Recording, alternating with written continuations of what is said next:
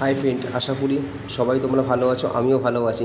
আজ না বাড়িতে সারাদিন সকাল থেকে ছিলাম না, বাড়ির কাজে একটু বাইরে বেরিয়েছিলাম। কাজ করে যখন ফিরে আসি বাড়িতে এসে দেখলাম ফাইনালি বিরিয়ানি হয়েছে। আর এই মুহূর্তটা কত আনন্দ যে আমাদের পরিবারের একসাথে সবাই মিলেমিশে আজকের এই উপভোগটা করবো। আর সত্যি সবাই কাজের মধ্যে ব্যস্ত থাকে, মানে পরিবারের প্রত্যেকটা ফ্যামিলি এক হওয়া যায় না।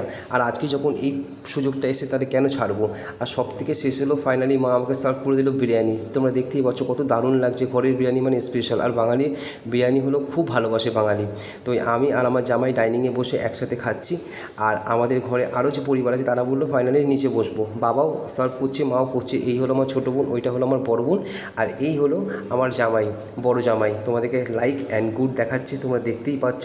তো সবাই মিলেমিশে আমরা খাচ্ছি। এরকমভাবেও কিন্তু তোমরা তোমাদের পরিবারের সাথে যখনই টাইম পাবে একসাথে সবাই কিন্তু আনন্দ ফুর্তি করবে, কারণ এই আনন্দ ফুর্তি কিন্তু খুবই একটা উপযোগ।